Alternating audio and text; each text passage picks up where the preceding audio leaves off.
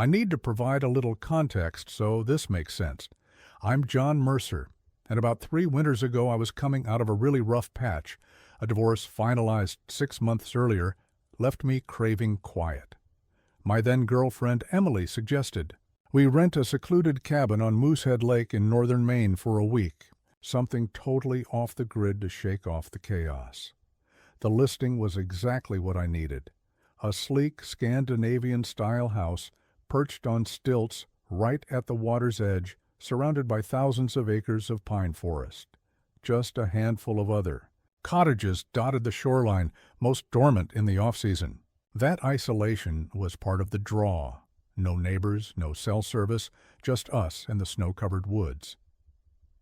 The owner sent detailed instructions for finding the hidden key box by the front door and operating the wood stove. Nothing unusual for an Airbnb, except that when Emily and I unlocked the door on our first morning, we found a small burlap sack on the entry mat. Inside was a handwritten note in curling script. "Welcome. Stay cozy."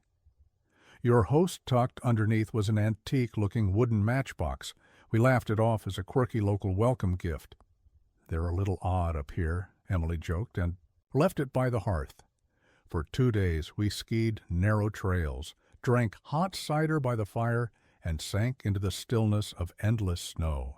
The house's big picture windows framed the frozen lake perfectly, and each night the soft thump of falling snowflakes on the glass lulled us to sleep. The skylight above our bed let us drift off, watching the moonlight dance on white. Then, around 2 a.m. on our third night, I woke to a sound so out of place my heart jolted, something mechanical, rubber on ice, blending oddly with the howl of the wind. I slipped out of bed, careful not to wake Emily, and peered through the windows. On the lake, a single set of headlamps carved 2 golden paths through the darkness, a snowmobile crawling across the ice. I tiptoed downstairs and nudged Emily. Awake! She rubbed her eyes, but immediately saw it too. A lone rider stopped dead center of the lake, waving wildly. He or she, difficult to tell, seemed disoriented, masking shouts swallowed by the gusting snow. Without hesitation, I bundled up in layers, thermal underwear, wool socks, parkas, and stepped onto the porch. The cold hit me like a wall, but seeing that figure call for help pushed me forward. Emily called 911 as I trudged toward the shoreline, my boots crunching over the ice. As I neared, I realized the rider was a woman, nose and cheeks red, wrapped in a heavy fur-trimmed parka. When I asked if she was okay, she screamed back that her little boy had wandered off, lost in the storm. Panic lit her eyes. Her breath came out ragged in puffs of fog. I pressed harder across the ice. Fortunately, the lake was rock solid, and asked for details. Name, age, last seen. She shook her head, tears freezing on her lashes. Then, quite calmly, tilted her head and asked, "Do you still have those matches?" My blood ran cold. In a heartbeat, I connected the dots. Those matches were not a gift from the host. They'd come in that burlap sack. Before I could step back, she dropped her hood and drew a pistol, revealing a hand-forged barrel, demanding my wallet and phone. My pulse thundered. Her voice was eerily steady. "Don't make me ask twice." I had no choice. I fumbled out my driver's license, cards, and the phone Emily was still clutching inside. With trembling hands, I handed everything over. She slid back onto the seat of her snowmobile and roared off into the whiteout, headlights fading to nothing. Stumbled back to the house, shouting for Emily to stay inside, lock the door, call the police. She was already on the line when I burst through, ice crusting my parka. We barricaded the entry, hearts pounding so hard we could almost hear each other's blood. The deputies arrived nearly an hour later, each set of tracks erased by fresh snowfall. They found an old boat launch on the far side of the lake, deserted except for footprints disappearing into the trees. Their theory, she'd hauled the snowmobile there on a trailer, timed our arrival, then struck. But with no vehicle to impound and a masked robber who vanished into the storm, there was little they could do. Over the next days, Emily and I raced back to civilization, cutting our stay short. Airbnb refunded our entire stay, the owner swearing. No knowledge of any welcome package, but I couldn't shake the thought that somehow he'd lured us in. Airbnb's response was perfunctory. Cabin rentals, they said, often come with quirky hosts, but they'd investigate. No outcome ever reached. Me? Rationally, I know it wasn't Emily's doing. She wasn't vindictive or skilled enough to orchestrate that. And connecting the host seemed a stretch. I settled on one terrifying truth. Someone had watched us arrive, known our every move, and planned a robbery so elaborate it almost killed them. Even now, the memory of that woman's unblinking stare, the barrel of that gun flashing in the snow, still shoots adrenaline through me. I can't help but wonder, if I'd driven off immediately, leaving the package unopened, would I have avoided becoming a target? Or was I always meant to find that burlap sack and those matches? My name is Harper Dawson, and this all happened just over a year ago, summer of 2022. My family owns a 2-story lake house in northern Michigan that we only get to visit for a week or two each summer. It has a finished attic, and when my little brother Ethan and I were kids, we'd haul up sleeping bags and even our puppy, Finn, to pretend we were on a secret camping trip. There was one tiny window up there where we'd gaze out at the lake, giggling as we watched boaters glide by. Of course, once we hit our teenage years, the attic felt too cramped, and those adventures ended, but those memories always felt like the last days of childhood. After our grandparents passed away, Mom and Dad inherited some of their furniture. Most of the big pieces fit downstairs, but the attic became a storage vault for every smaller keepsake. Grandma's sewing box, Grandpa's tool chest, photo albums, and stacks of old letters. Dad hesitated to clear anything out. It all felt sacred. Looking back, filling that attic was the true end of an era. Our summer hideaway became a miniature museum of their lives. Once we all got busy, college for me, work for my parents, we could only make it up north for a brief visit. Neither Mom nor Dad wanted strangers renting the house, fearing the precious antiques might get ruined, so the place sat empty most of the year. Our old landscaper recommended a neighbor, a retired Navy vet turned antique restorer named Miguel Hart. Miguel was a small man, heavily scarred with white hair and a lank salt and pepper beard. His voice was rough as gravel, and he moved with a slow, unsettling deliberation. Dad, bonding over military service, offered him a year's lease at a deeply discounted rate, an arrangement Mom accepted with heavy reservations.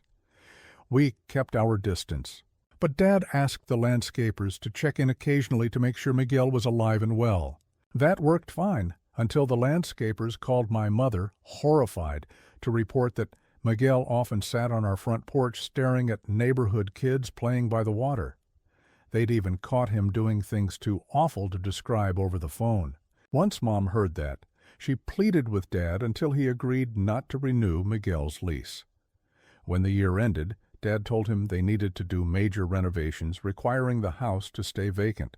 Miguel left quietly, but Mom paid the landscapers extra to help him load his few belongings. Watching him go for good felt like breathing fresh air again. A year later, my brother had just graduated college, and Mom and Dad finally seized the chance for a full week's vacation. We flew north as a family for the first time in years and brought along our new black lab pup, Moose. As we unpacked that first evening, Moose paced anxiously, ears pricked and tail stiff, as though warning us something was wrong. We dismissed it as travel jitters and headed into town for dinner, leaving Moose behind in the cool, empty house. When we walked back through the front door 20 minutes later, the air felt thick with dread. Moose lay at the bottom of the stairs, panting, his chest heaving. Dark red stains smeared the hardwood beneath him. My sister Elise screamed. Mom fumbled for her phone. Without hesitation, Dad grabbed the kitchen knife and motioned for me to join him. We crept through the dim foyer, voices hushed, scanning every shadow.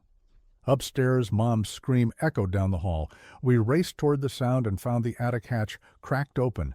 A faint golden beam slicing through the gloom. My heart pounded so loudly I thought the intruder might hear it, until Dad launched himself up the ladder. I stayed below, trembling, listening for any sign of struggle. A moment later, Dad appeared, face pale but calm. He whispered, "It's him." I knew he meant Miguel.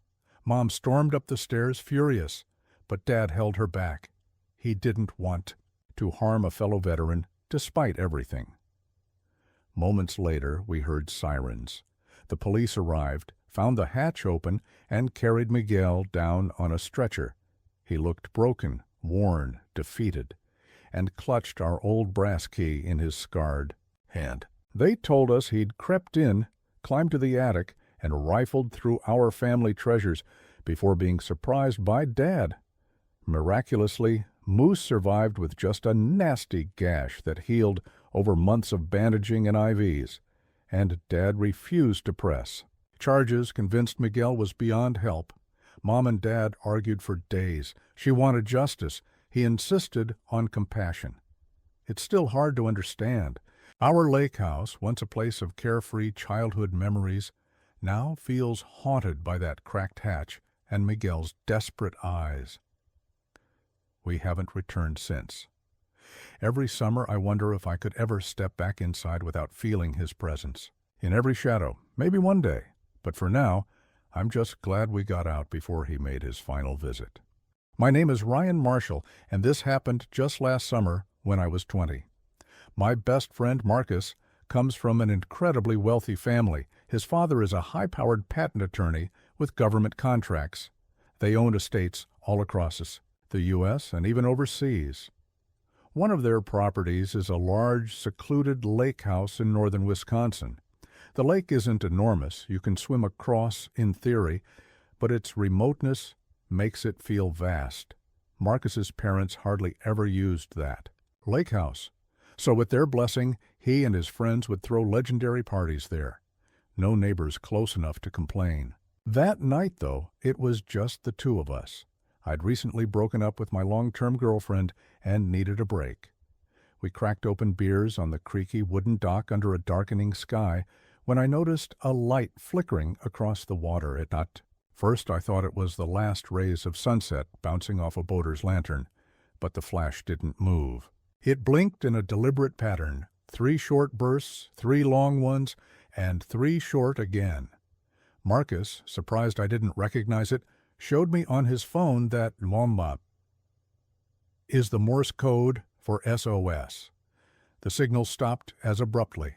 As it began, we froze. Someone could be in serious danger, capsized or stranded. Marcus suggested we call the police, but I reminded him we'd been drinking, and neither of us wanted a DUI on top of my pending reckless driving charge. Finally, we agreed we'd investigate ourselves and call the authorities if we found real trouble.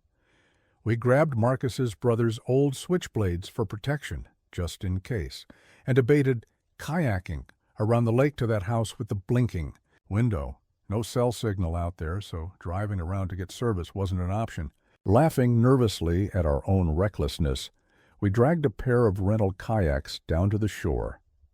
The sun had slipped below the tree line by the time we reached the far side, and one look at the house chilled us. Its once luxury dock was half-full, submerged, rotted, and sinking. The shoreline was overgrown, and every window was dark. Whoever sent that SOS light was long gone, if they'd ever been there at all.